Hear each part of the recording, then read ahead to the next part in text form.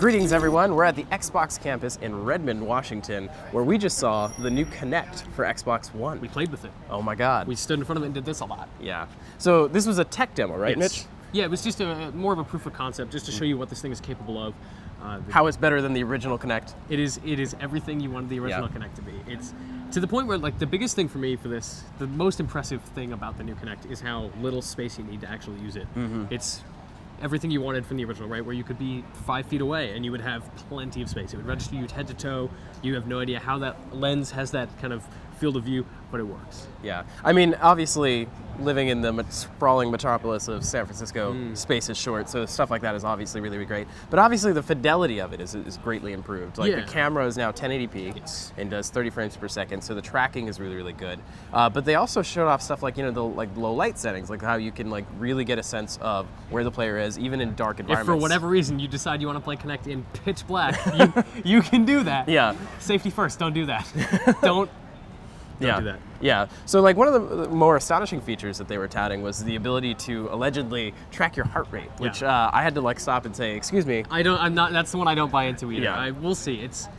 I mean, it's 1080p, so it does have a clear picture of you. But when it zooms in on your face, it is right in there. It's all grainy. It looks awful, and it's supposedly reading the hue of your face, and then that tracks the heart rate of your body. So I'm guessing, the way it was described is that it's a very rough estimation of your heart rate. And it's really up to developers to really kind of pursue that further. But there was other stuff, it actually could calculate how much force is going on your legs. So for exercise games, you could, it can tell how much you're committing to that particular, aerobic. Yeah, so it looked really, really cool. Obviously there were other stuff, the new sound sensors.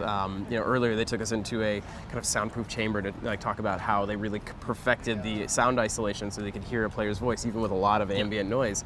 And one of the demos that they showed us just now is they played a clip where it was booming Obviously explosions.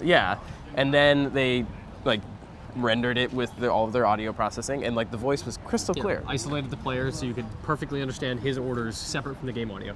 That's really impressive to be able to separate that so clearly. Yeah.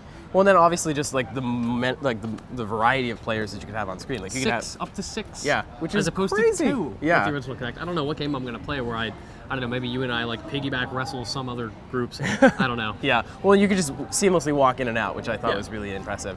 But again, this is all tech demo, so I mean, who knows what the final product will be like. There's tons of potential here, right? It registers momentum. So if I throw a punch, it knows roughly how hard I'm throwing the punch.